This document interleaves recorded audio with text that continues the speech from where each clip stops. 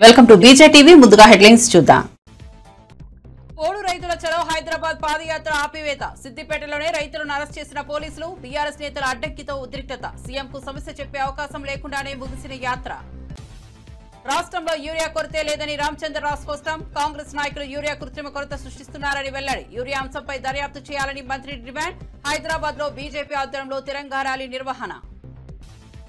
ప్రజాస్వామ్యం గురించి జగన్ మాట్లాడడం అసహ్యమన్న అయ్యన్న పాత్రుడు. ప్రజాస్వామ్య విలువలు జగన్ కు తెలుసా అని సభాపతి ప్రశ్న.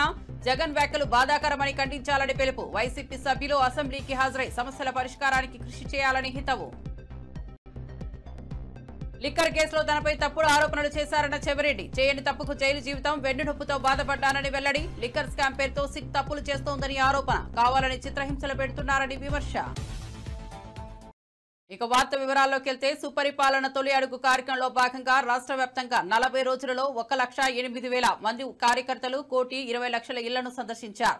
టెక్నాలజీ సహాయంతో జియో ట్యాగింగ్ విధానాన్ని అమలు చేస్తూ ప్రతి ఇంటి సందర్శనను పర్యవేక్షించారు. ప్రజల నుండి ఏడాది కాలంలో పొందిన లబ్ధులు, సంక్షేమ పథకాల ఫలితాలు, ప్రభుత్వ పాలనపై అభిప్రాయాలను సేకరించారు. గ్రామాలు, పట్టణాలు, దూర ప్రాంతాల్లో ప్రజలతో నేరుగా మమేకమై సూచనలు, సమస్యలను గుర్తించారు. ఈ సమాచారం ఆధారంగా సమగ్ర నివేదిక సిద్ధమవుతోంది. గత 12 నెలలుగా కూటమి ప్రభుత్వం చేసినటువంటి అభివృద్ధి కార్యక్రమాలు ఉన్నాయో ఆ అభివృద్ధి కార్యక్రమాలని ప్రజల దృష్టికి తీసుకువెళ్ళడం, మళ్ళీ వారి దగ్గర నుంచి ఫీడ్బ్యాక్ తీసుకొని మళ్ళీ పార్టీకి తెలియజేయడం. ఈ విధంగా సుమారు 40 రోజులు 1,08,000 మంది కార్యకర్తలు ప్రతిరోజు కూడా పాల్గొని ఇంటింటికి వెళ్ళి ఏదైతే మేము ఇచ్చినటువంటి పాంప్లెట్ ఉందో ఆ పాంప్లెట్ని ప్రతి ఇంటికి కూడా చేరవేయడం జరిగింది. ఈరోజు ఒకసారి ఆ కార్యక్రమంలో ఎన్ని గడపలు, ఎన్ని ఇల్లులు టచ్ చేశారా అనేది కానీ ఒకసారి చూసుకుంటే, ఎందుకంటే ఈరోజు మా యువ నాయకులు కేవలం ఇంటింటికి వెళ్ళారు, మన పాంప్లెట్ ఇచ్చారు అంటే తీసుకునే విధంగా కాదు. దాన్ని మేము టెక్నాలజీతో జోడించి ప్రతి ఇంటి దగ్గర కూడా ఆ జియో ట్యాగింగ్ వచ్చినట్టుగా ఆ డేటా అంతా కూడా బ్యాక్గ్రౌండ్ చెక్ చేసుకొని మరి ఈరోజు మీకు తెలియజేస్తున్నాం. ఈ గడిచిన 40 రోజులుగా ప్రతిరోజు 1,00,000 మంది మరి తిరిగి ఈ రాష్ట్రంలో 1,20,00,000 ఇల్లుని టచ్ చేయడం జరిగిందని చెప్పి ఈ సందర్భంగా తెలియజేస్తున్నాం. ఎగ్జాక్ట్ గా ఫిగర్ చెప్పాలి అంటే 1,20,53,109 ఇల్లులు మరి ఈరోజు మా క్యాడర్ అంతా వెళ్ళి ఈ సుపరిపాలనలో తొలి అడుగు అనే కార్యక్రమాన్ని లో భాగంగా ఇన్ని ఇల్లులు టచ్ చేయడం జరిగిందని చెప్పేసి ఇంటింటికి వెళ్ళడం జరిగిందని చెప్పి మీకు తెలియజేస్తున్నాం. అంటే రాష్ట్రంలో 1,50,00,000 ఇల్లులుంటే 1,20,00,000 ఇల్లులు మా క్యాడరు గడిచిన 40 రోజులుగా మరి ఇంటింటికి వెళ్ళి ఈ సుపరిపాలన తొలి అడుగులో పాంప్లెట్ ఇవ్వడం జరిగిందని చెప్పి తెలియజేస్తున్నాం. రాష్ట్రంలో జరిగిన ఎన్నికల్లో దొంగ ఓటింగ్ జరిగిందని వైసీపీ నాయకులు మరోసారి ఆరోపించారు. ఇది ప్రజలకు తెలిసిన విషయమేనని, పార్టీ కార్యకర్తలు అధైర్యపడవద్దని సూచించారు. టీడీపీ ఈ గెలుపుతో ఆనందపడుతున్నప్పటికీ దొంగ ఓటర్లకే ఇది నిజమైన విజయం కాదని వ్యాఖ్యానించారు. త్వరలోనే టీడీపీకి గుణపాఠం చెప్పే రోజులు వస్తాయని హెచ్చరించారు. వైసీపీ శ్రేణులు ఐక్యంగా ఉండి పార్టీ బలపరిచే విధంగా ముందుకు సాగాలని. ఒకసారి ఉదయాన్నే చూస్తే వారు రాసిన టైటిల్స్, సబ్ టైటిల్స్ ఒకసారి చూస్తే ఉత్కంఠకు పడనున్న తెర అంట, నువ్వా నేనా అంట. లోకేష్ గారి స్టేట్మెంట్, ప్రజాస్వామ్యం నిలబడింది అంట.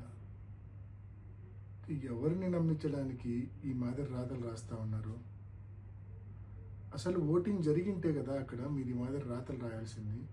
జరిగిందే దొంగ ఓటింగు, దానికి మళ్ళా ఉత్కంఠ, దానికి మళ్ళా నువ్వా నేనా, దానికి మళ్ళా ప్రజాస్వామ్యం నిలబడింది అంటే మీ ఉద్దేశము దొంగ ఓటింగ్ జరిగిందన్న విషయం పులివెందుల మండల ఓటర్లకో లేక ఎంతో వైఎస్ఆర్ కడప జిల్లాకు సంబంధించిన ప్రజలకో మాత్రమే తెలుసు.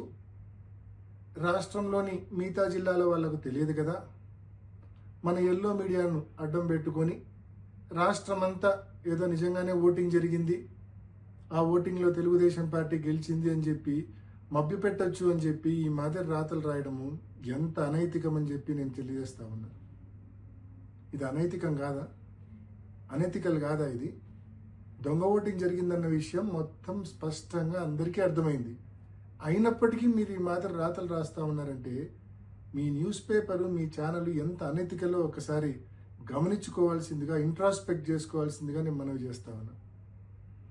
నిజమైన పోటీ జరిగి ఒక 5 ఓట్లతో తెలుగుదేశం పార్టీ గెలిచినా కూడా వారికి ఎనలేని తృప్తి సంతోషం ఉండేది, మాకు ఎనలేని బాధ ఉండేది నిజమైన పోటీ జరిగింటే.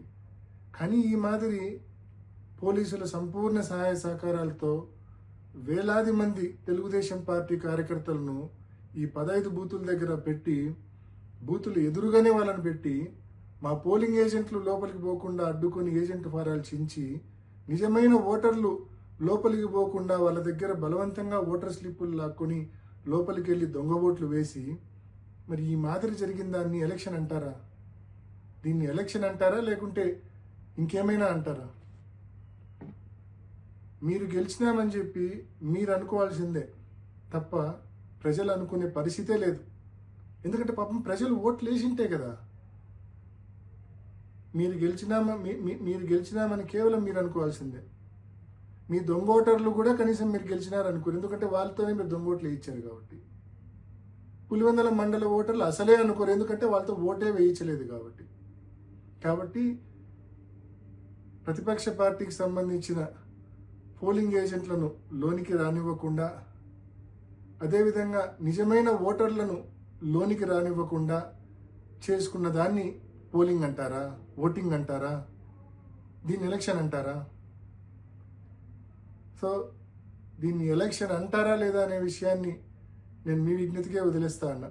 నిజంగా ఇది అనైతికమైన ఎలక్షను. నిజంగా ఇది ఒక ఫార్స్, అబ్సల్యూట్ ఫార్స్ ఇది ఈ ఎలక్షన్ అనేది. సో నేను వైసీపీ కార్యకర్తలందరినీ నేను మనవి చేస్తా ఉన్నా, ఎవ్వరూ నిరుత్సాహపడాల్సిన అవసరం లేదు, ఎవ్వరూ బాధపడాల్సిన అవసరం లేదు. వీరికి గుణపాఠం చెప్పే టైం మనకు కూడా వస్తుంది. కానీ ఆ రోజు మనం ఈ మాదిరి దొంగ ఓట్లతో కాదు, మనం ఎప్పుడూ చేసే మాదిరి నిజమైన ఓటింగ్తోనే నిజమైన ఓటర్తో ఓటు వేయించి వీళ్ళకు గుణపాఠం చెప్దాము.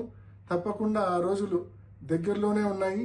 ఎవ్వరు నిరుత్సాహపడద్దండి, ఎవ్వరు బాధపడద్దండి. పులివెందులలో టీడీపీ విజయాన్ని నందమూరి బాలకృష్ణ చారిత్రాత్మకంగా అభివర్ణించారు. వైసీపీ కంచికోటలో టీడీపీ జెండా ఎగరడం ప్రజాస్వామ్య పునరుద్ధరణకు నిదర్శనమని అన్నారు. 40 ఏళ్ల తర్వాత పులివెందులలో స్వాతంత్ర్యం సాధించామన్న భావనతో ప్రజలు ఆనందిస్తున్నారని పేర్కొన్నారు. ఈ ఫలితం టీడీపీ శ్రేణుల్లో కొత్త ఉత్సాహాన్ని నింపిందని తెలిపారు. ఈ ఉత్సాహంతో రాబోయే రోజుల్లో పార్టీ మరింత బలంగా ముందుకు సాగుతుందని విశ్వాసం వ్యక్తం చేశారు.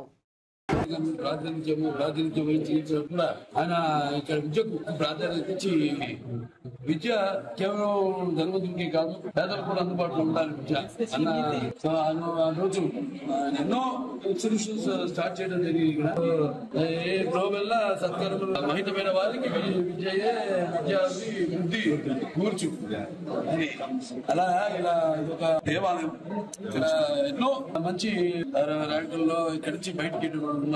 సో ఇక్కడ ఉపాధ్యాయులకి తెలివి గారికి ఉపాధ్యాయులకి అందరూ కూడా ఇక్కడ ముఖ్యంగా తరగతి సంస్థానం కోన జాతి సజాతమైన జాతిని ఆది వంశ సమున్నతిని అంటాం. అంటే ఎక్కడైతే పిల్లలు చదువుకుని వాళ్ళు ఒక ఉన్నత స్థాయికి వెళ్తారో, అంటే వాళ్ళు కేవలం వాళ్ళు ఉన్నత స్థాయికి వెళ్ళడమే కాదు, వాళ్ళు పుట్టిన ఊరికే తెలివి, వాళ్ళు పుట్టిన కుటుంబానికి తెలివి, పుట్టిన గడ్డకే తెలివి, ఊరికే తెలివి, అలాగే పుట్టిన జాతికే తెలివి, వాళ్ళు ఇక్కడ పాఠాలు చెప్పే ఉపాధ్యాయులే తెలివి, వాళ్ళందరూ కూడా గర్వించే విధంగా వాళ్ళు తిరిగి ఇటు వాళ్ళు చదువుకున్న విద్యా సంస్థలకి వాళ్ళు రుణం తీర్చుకుంటూ, అలాగే సమాజ సేవలో కూడా వాళ్ళు సమాజం పట్ల వాళ్ళ యొక్క కర్తవ్యాన్ని వాళ్ళు విస్మరించకుండా వాళ్ళు సేవలు అందిస్తున్నందుకు మరి అంత మంచి అంటే ఇప్పుడు ఎలా ఉందంటే విద్య అన్నది అందరి వాకిట్లోకి ఎలాగైతే ప్రజల వద్దకు పాలన, అలాగే విద్య అన్నది కూడా పేద ప్రజలకు తీసుకొచ్చి మరి ఇక్కడ నుంచి ఉత్తీర్ణైన వాళ్ళు విద్యా సంస్థకు నేను చెప్పినట్టు అందరూ కూడా పేరు ప్రతిష్టం తీసుకొచ్చి సమాజానికి కూడా మంచి పౌరులు కావాలని. ఏది ప్రజాస్వామ్యం నిన్నేళ్ళు 40 ఏళ్ళు ఎక్కడ ప్రజాస్వామ్యం జరిగింది అల్లే వాళ్ళ అంటే వైసీపీ ఆరోపిస్తుంది కదా సార్. ఏంటి ఆరోపించేది? వాళ్ళు ప్రజాస్వామ్య పద్ధతిలో ఎన్నికలు జరగలేదు అంటారు. ప్రజాస్వామ్య పద్ధతిలో ఎన్నికలు జరగలేదు. ప్రజాస్వామ్యంగానే జరిగింది ఎన్నిక. జనం వాళ్ళ కాళ్ళకి ఎలాగైతే జరుపుకుంటాం స్వతంత్ర దినోత్సవం, అలాగే అక్కడ పులివెందులలో కూడా స్వాతంత్రం వచ్చింది అందరికి. ఊపి వాళ్ళ స్వేచ్ఛ వాయువులు పీల్చుకుంటూ ధైర్యంగా ముందుకు వచ్చి ఈ రోజు ఓట్లేశారు. 11 మంది ధైర్యంగా వచ్చి నామినేషన్ వేశారు అక్కడంటే. పులివెందుల ఫలితంపై టీడీపీ శ్రేణులు కఠినంగా స్పందించాయి. బాయ్కాట్ మీరు చేయలేదని, ప్రజలే మిమ్మల్ని బాయ్కాట్ చేశారని జగన్ కు గుర్తు చేశారు. వైసీపీ ఆధిపత్యం ఉన్న ఈ ప్రాంతంలో ముందుగానే స్వాతంత్ర్యం వచ్చిందని వ్యాఖ్యానించారు. ప్రజలు ఇచ్చిన తీర్పు వారి అసంతృప్తికి ప్రతిబింబమని, ఈ ఫలితం రాష్ట్ర వ్యాప్తంగా రాజకీయ మార్పులకు నాంది కావచ్చని పేర్కొన్నారు. టీడీపీ జెండా పులివెందులలో ఎగరడం చారిత్రాత్మక ఘట్టమని తెలిపారు. ప్రజలు మిమ్మల్ని బైకాట్ చేశారన్న విషయం మీకు తెలియజేస్తున్నాం. ఒక్క రోజు ముందు రోజే స్వాతంత్ర దినోత్సవం ముందు రోజే పులివెందుల్లో స్వాతంత్రం వచ్చిందన్న విషయాన్ని మీకు అందరికీ తెలియజేస్తున్నాం. ప్రజలు ఒక పక్క కార్యకర్తలు, ఒక పక్క ఎన్డీఏ కూటమి కార్యకర్తలు అందరం కలిసి ఈ రోజు సమిష్టిగా ఈ రోజు కృషి చేశాం. ప్రతి ఇంటికి మీరు ఎందుకు ధైర్యంగా మీరు ఓటేయండి, మేము ఉంటామని చెప్పి వాళ్లకు భరోసా ఇచ్చాం. ఆ భరోసాతో వాళ్ళు ఒక సంవత్సరంలో సూపర్ 6 పథకాలు కావచ్చు, రాష్ట్రంలో జరుగుతున్న అనేక సంక్షేమ పథకాలతో పాటు ఒక పక్క కడప రాష్ట్ర వ్యాప్తంగా అభివృద్ధి జరుగుతుంది. మరి కడపలో కూడా ముఖ్యమంత్రి గారు వచ్చినప్పుడు ప్రతిసారి వరాలు కురిపించడం, పులివెందులు కూడా మేము అభివృద్ధి చేశాం. ప్రజలకు కూడా అర్థమైపోయింది, జగన్మోహన్ రెడ్డి గారు అధికారం కోసం తన కుటుంబ సభ్యుల్ని హతమారుస్తారు. రాష్ట్రంలో యూరియా కొరత లేదని బీజేపీ రాష్ట్ర అధ్యక్షుడు రామచంద్రరావు తెలిపారు. కేంద్రం ఏ రాష్ట్రాన్ని నిర్లక్ష్యం చేయదన్నది పేర్కొన్నారు. కాంగ్రెస్ నేతలే యూరియా కృత్రిమ కొరత సృష్టిస్తున్నారని ఆరోపిస్తూ ఈ విషయంపై దర్యాప్తు జరపాలని వ్యవసాయ శాఖ మంత్రి తుమ్మల నాగేశ్వరరావును డిమాండ్ చేశారు. స్వాతంత్ర దినోత్సవం సందర్భంగా Hyderabad necklace road MMTS station నుంచి సచివాలయం పక్కనున్న అంబేద్కర్ విగ్రహం వరకు బీజేపీ ఆధ్వర్యంలో తిరంగా ర్యాలీ నిర్వహించారు. యూరియా కొరత లేదు. యూరియా ఎప్పుడు కూడా మేము తక్కువ సప్లై చేయలేదు. అన్ని రాష్ట్రాలకు సమానంగా వారికి అవసరం బట్టి మేము సప్లై చేస్తాము. ఒక తెలంగాణలోనే ఎందుకు కొరత ఉన్నది? నేను తుమ్మల నాగేశ్వరరావు గారిని, రేవంత్ రెడ్డి గారిని అడుగుతా ఉన్నాను. మేము గతంలో కూడా చెప్పాము, మీకు రబీలో మీకు 12 చిలుకులు 1,00,000 మెట్రిక్ టన్స్ వస్తే, ఖరీఫ్లో కూడా మీకు దాదాపు 6.9 వస్తే, ఇంకా రావాల్సింది కూడా మీకు కొన్ని వస్తున్నాయి. గత సంవత్సరం కన్నా మీకు మిగులు ఎక్కువ ఉన్నది. గత సంవత్సరం వాడకం ఎక్కువ ఎందుకు అయిందని మీరు అడుగుతా ఉన్నాం. ఈ వాడకం, యూరియా వాడకం వల్లనే ఈరోజు కృత్రిమమైనటువంటి ఒక కొరత మీరు కాంగ్రెస్ నాయకులు సృష్టించారు. దళారీ వ్యవస్థను పెంచడానికి, యూరియా బ్లాక్లు అమ్మడానికి మీరు దీనిపైన మీ యొక్క నాయకుల ఒక ప్రోత్సాహంతో కొంతమంది యూరియా దళాలి, కొంతమంది ఎరువుల దళాలు చేస్తూ ఉన్నారు. కాబట్టి దీనిపైన దర్యాప్తు చేయాల్సిందిగా ఈ తుమ్మల నాగేశ్వరరావు గారిని అడుగుతున్నాను. మీకు దమ్ముంటే నేను ఛాలెంజ్ చేస్తున్నాను, ఈరోజు కూడా పేపర్ను మీరు తీసుకురండి, నేను తీసుకొస్తాను, కూర్చుందాము. ప్రజాస్వామ్యం గురించి జగన్ మాట్లాడడం వినటానికి అసహ్యంగా ఉందని శాసనసభాపతి అయ్యన్న పాత్రుడు అన్నారు. ప్రజాస్వామ్య విలువలు అతనికి తెలుసా అని ప్రశ్నించారు. ముఖ్యమంత్రి చంద్రబాబుపై జగన్ వ్యాఖ్యలు బాధాకరమని పేర్కొని ప్రజాస్వామ్య వాదులందరూ వాటిని ఖండించాలని పిలుపునిచ్చారు. వైసీపీ సభ్యులు ఇకనైనా అసెంబ్లీకి హాజరై తమ ప్రాంత సమస్యల పరిష్కారానికి కృషి చేయాలని సూచించారు. ఈ పౌరుడైన ప్రజాస్వామ్యం గురించి మాట్లాడితే వినొచ్చు మనం. గత మాజీ ముఖ్యమంత్రి గారు ప్రజాస్వామ్యం గురించి మాట్లాడితే అది చాలా అసహ్యంగా ఉందని వినడానికి కూడా. అతను ప్రజాస్వామ్యం గురించి మాట్లాడటం ఏంటి సార్? ఇప్పుడన్నా ప్రజాస్వామ్యం గురించి మాట్లాడా? ప్రజాస్వామ్య విలువలు ఏంటో అతనికి తెలుసా? ప్రజాస్వామ్యంలో ప్రజానాయకులు ఎలాగ ప్రవర్తించాలో తెలుసా? ఎలా మాట్లాడాలో తెలుసా? ఏమీ తెలియదండి. అతను ప్రజాస్వామ్యం గురించి మాట్లాడతాడండి. గత ప్రభుత్వంలో ఎన్ని అరాచకాలు జరిగాయి. నేను స్పీకర్గా ఇవాళ మాట్లాడకూడదు, అది మాట్లాడుతున్నాను. నేను ఎలక్షన్ ప్రజాస్వామ్యానికి వ్యతిరేకంగా దౌర్జన్యంగా ప్రభుత్వం చేస్తుందంటారు. దౌర్జన్యం చేస్తే నేను కూడా సమర్థించను. కానీ ఆ రోజు ఎన్నికల్లో ఈ ప్రభుత్వంలో ఎన్ని ఎన్నికలు జరిగాయి? పంచాయతీ ఎన్నికల దగ్గర నుంచి, జడ్పీటీసీ ఎన్నికల దగ్గర నుంచి, ఎంపీటీసీ ఎన్నికల్లో అసలు నామినేషన్ వేయడానికి అవకాశం లేదు కదా. నామినేషన్ వేసి చేయడానికి వచ్చిన వాళ్ళు తరిమి కొట్టలేదని మీరు. మీరు ప్రజాస్వామ్యం గురించి మాట్లాడే అర్హత మీకు లేదండి. హరే కృష్ణ హరే రామానుకో, నీ వయసు అయిపోయింది, ఈ వయసులో నెక్స్ట్ ఎలక్షన్లు ఉండవు. నీకు మెంటలు వచ్చిందా, పిచ్చెక్కిందా ఏంటి మాటలేంటి? ఇది పద్ధతి కాదు కదా. ప్రజాస్వామ్య విలువలు చేసినటువంటి ప్రతి ఒక్కరూ కూడా ఖండించవలసిన అవసరం ఉంది. ప్రతి పార్టీకి కూడా ఒక ఏజెండా ఉంటుంది. కానీ నీ పార్టీకి ఏజెండా ఏంటో నాకు అర్థం అవ్వట్లేదు, నాకు అర్థం అవ్వట్లేదు, ప్రజలకి అర్థం అవ్వట్లేదు. అసలు నీ ఆలోచన ఏంటి అర్థం అవ్వట్లేదు. ఓడుతూ ఉంటాం, గెలుస్తూ ఉంటాం. కానీ మనం ఆలోచించవలసింది ఏంటి? మనం అధికారంలో ఉన్నప్పుడు 4 మంచి పనులు చేయాలని చెప్పి ఆలోచించాలి తప్పించి నువ్వు ఉండకూడదు, నేను ఉండకూడదు, నేనే ఉండాలా, నేనే పరిపాలన చేయాలా, రాష్ట్రాన్ని మొత్తం తీసుకోవాలా, రాష్ట్రాన్ని సర్వనాశనం చేసేవాళ్ళని చెప్పి ఆలోచిస్తే అది ప్రజాస్వామ్య పద్ధతి కాదు. దీన్ని అందరూ ప్రజాస్వామ్యంగా ఆలోచించే ప్రతి వారు కూడా ఖండించవలసినటువంటి అవసరం ఉందని చెప్పి మీ ద్వారా ప్రజలందరికీ మనం చేస్తానంట. నేను ఆ సభ్యులు మరొకసారి మీ ద్వారా నేను రిక్వెస్ట్ చేస్తానండి. రేపు మళ్ళీ 17-18 అసెంబ్లీ పడుతున్నాం కాబట్టి మీరు రెండయ్యా, ప్రజలు మమ్మల్ని ఎన్నుకున్నారు. ఆ ప్రాంత సమస్యలను మాట్లాడమని చెప్పి మిమ్మల్ని assembly. Welcome to IBTV. Rajiv Gandhi Sadbhavana Amarjyoti యాత్రకు ఘనమైన స్వాగతం లభించింది. ఈ కార్యక్రమంలో పీసీసీ బృందం ప్రత్యేకంగా పాల్గొని యాత్ర వైస్ ప్రెసిడెంట్ సయ్యద్ మోసిన్ ను సహకరించారు. సద్భావన, ఏకత, సామరస్య స్ఫూర్తిని ప్రజల్లో నాటే లక్ష్యంతో నిర్వహించిన ఈ యాత్రలో స్థానికులు, పార్టీ కార్యకర్తలు ఉత్సాహంగా పాల్గొన్నారు. యాత్ర విజయవంతానికి కృషి చేసిన అందరికీ ధన్యవాదాలు తెలిపారు. मेरा नाम सैयद मोहसिन है. I am the vice chairman of this Rajiv Gandhi Jyoti Sadbhavana Yatra. मैं शुक्रिया अदा करना चाहता हूँ रेड्डी साहब का, आपके पूरे हैदराबाद की पीसीसी टीम का, रेवंत रेड्डी साहब का, कि आपने इतना ग्रैंड वेलकम किया हमारे लोगों का. कल रात when we reached we had a small issue. जब कोई एक यात्री, उनकी तबीयत नासाज थी, तो आपकी टीम ने बहुत क्विकली रिस्पॉन्ड किया, उनको हॉस्पिटलाइजेशन करने के लिए एम्बुलेंस में डाल के उनको वापस रवाना करने के लिए. So I am very very grateful. जैसा सर ने कहा कि this is a tradition that 34 years से has been carrying on forward, starting from Sri Perumbattur on the 9th of this month, which was also the day that marks Quit India movement. We are making our way from Karnataka, making our way into Karnataka. We are grateful that Mr. D.K. Shiv Kumar, Ramalinga Reddy, the local leadership there, Chief Minister Siddaramaiah Saab, all leaders have been supportive. Gulbarga में प्रियंक खारगे साहब, राधा कृष्ण साहब, हमारे AICC chief Mallikarjun Kharge साहब, अजय सिंह साहब.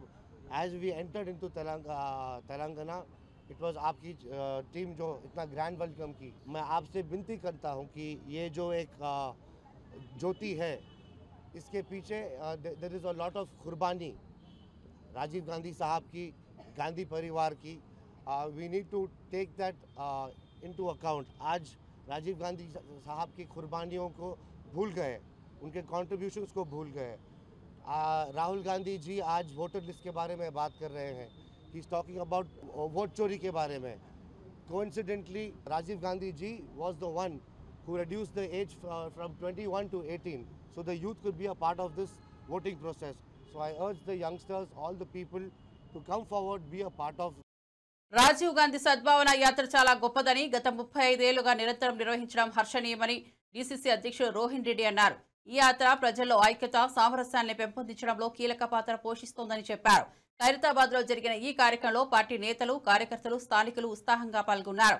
యాత్ర స్ఫూర్తి తరతరాలకు స్ఫూర్తిదాయకమని ఆయన పేర్కొన్నారు. దొరైస్వామి గారు ఈ సద్భావన యాత్ర శ్రీపెడంబరూరు నుంచి తీసుకొని ఢిల్లీ దాకా ఈ యాత్రను కొనసాగిస్తుంటారు. ఎందుకంటే మనము మాజీ ప్రధానమంత్రి రాజీవ్ గాంధీ గారిని గుర్తు చేసుకోవడము, దేశ ప్రజలందరూ కూడా ఆయన మనకు దేశ సేవలకు మనం ఇలా కొనియాడాల్సిన అవసరం ఉన్నది. ఎందుకంటే ఈరోజు మనం చూస్తున్న ఐటీ రంగం కానీ, ఈరోజు ఆర్టిఫిషియల్ ఇంటెలిజెన్స్ కూడా ఈరోజు అభివృద్ధి చెందిందంటే ఆ రోజు రాజీవ్ గాంధీ గారు చేసిన పునాదే ఈరోజు మనం ఈరోజు చూసిన టెక్నాలజీ కానీ, ఈరోజు చూస్తున్న ఆర్టిఫిషియల్ ఇంటెలిజెన్స్ కూడా ఆ రోజు ఆయన బీజం వేసింది. కాబట్టి ఈరోజు మనం మాజీ ప్రధానమంత్రి రాజీవ్ గాంధీ గారిని స్మరించుకోవాల్సిన అవసరం ఉంది. ఈ యాత్రని వీరు శ్రీపెడంబరూరు నుంచి ఈరోజు హైదరాబాద్ వారు చేరుకున్నారు. తర్వాత ఇప్పుడు ఇక్కడ నుంచి వాళ్ళు నిజామాబాద్ మీదకి వెళ్ళి ఢిల్లీ దాకా ఈ యాత్ర కొనసాగుతుంది. నేను ఇంకొకటి మన తెలంగాణ ప్రజలకు, దేశ ప్రజలకు కూడా ఒక విషయం తెలియజేయాలనుకుంటున్నాను. ఆ రోజు కాన్స్టిట్యూషనల్ అమెండ్మెంట్ తీసుకొచ్చి మహిళలకు 33% రిజర్వేషన్ తీసుకొచ్చింది కూడా మాజీ ప్రధానమంత్రి రాజీవ్ గాంధీ గారు.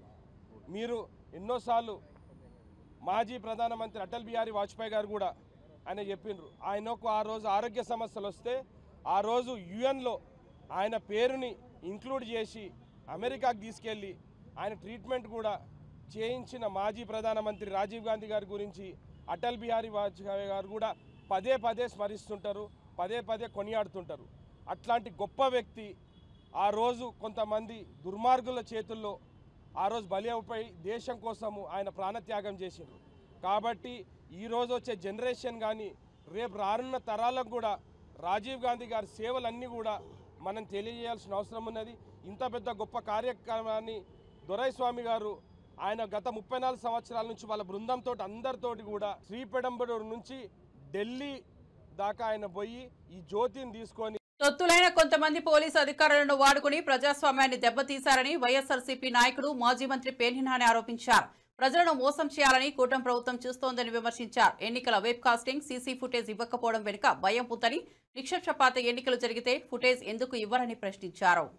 వ్యవస్థను అడ్డం పెట్టి ఏ రకంగా ప్రజాస్వామ్యాన్ని కొంతమంది కాకి బూట్ల కింద ఏ రకంగా నలిపివేశారో, ఛిద్రం చేశారో ప్రజాస్వామ్యాన్ని మనం చూసాం. ఆఖరికి ఎన్నికల కమిషన్ కూడా ఈ వ్యవస్థని బాగు చేయాల్సినటువంటి, లేదా ఈ సమాజానికి ప్రపంచానికి మార్గదర్శులుగా బతకాల్సినటువంటి ఎన్నికల విధుల్లో ఉన్నటువంటి ఈ కొంతమంది అధికారులు ఈ రకంగా తగలబడితే అసలు ప్రజాస్వామ్యాన్ని ఏం చేద్దామని వీళ్ళు దాంట్లో ఆయన చెప్పారు. జగన్మోహన్ రెడ్డి గారు, ఎస్ మేము న్యాయస్థానాన్ని ఆశ్రయిస్తున్నాం ఎన్నికల మీద, మరీ ప్రత్యేకించి పులివెందుల జెడ్పీటీసీ అలాగే ఒంటిమిట్ట జెడ్పీటీసీ ఈ 2 ఎన్నికల మీద మేము న్యాయస్థానాన్ని న్యాయం కోసం అర్థించడానికి వెళ్తున్నాం, కోర్టు మెట్లెక్కబోతున్నాం అని చెప్పి ఆయన నిన్న చెప్పారు. వెంటనే మళ్ళీ స్క్రీన్ ప్లే మార్చుకున్నారు. అంటే పులివెందుల జెడ్పీటీసీ ఎలక్షన్ ఒకే రౌండ్లో మొత్తం కౌంటింగ్ అయిపోవాలంట. అంటే కోర్టు తలుపులు తెరిచేప్పటికీ, కోర్టు తాళాలు తీసి బూజు దులిపి జడ్జి గారు కుర్చీలో కూర్చునేప్పటికీ ఎన్నికైనట్టుగా ఈ ఎన్నికల పత్రం ఇచ్చేసేయాలి.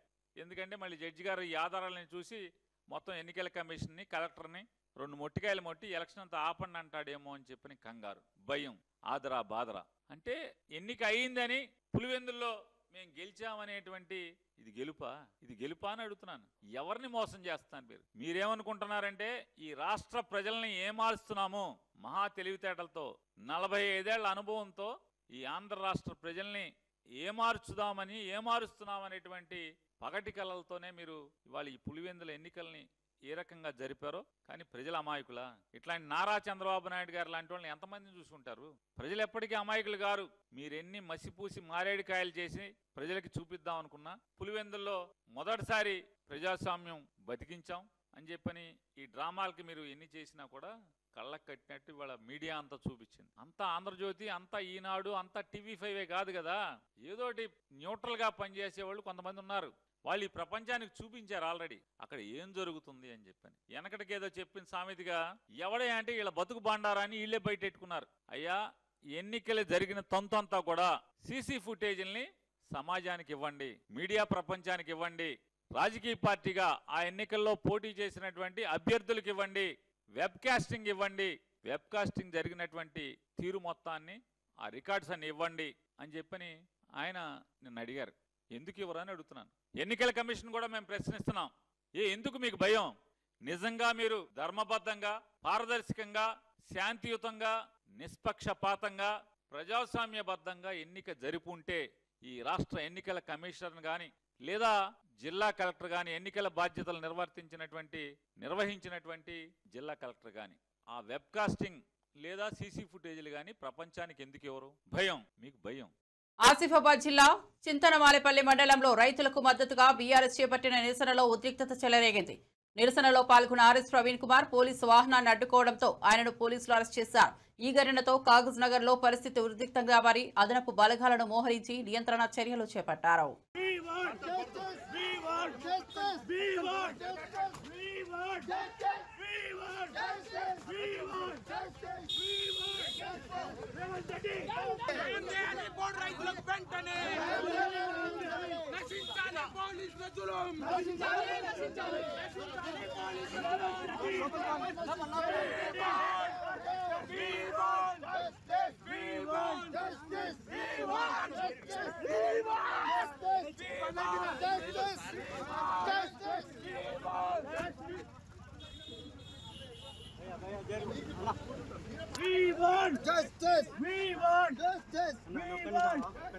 Uttar Pradesh CM Yogi Adityanath Samajwadi party MLA పూజాపాల్ పై కఠిన చర్యలు తీసుకున్నారు. భర్త హత్య కేసులో అతీక్ అహ్మద్ పై సీఎం తీసుకున్న చర్యలను ప్రశంసించిన ఆమెను party chief Akhilesh Yadav suspend చేశారు. పార్టీ వ్యతిరేక కార్యకలాపాలకు పాల్పడినట్లు కారణంగా పేర్కొన్నారు.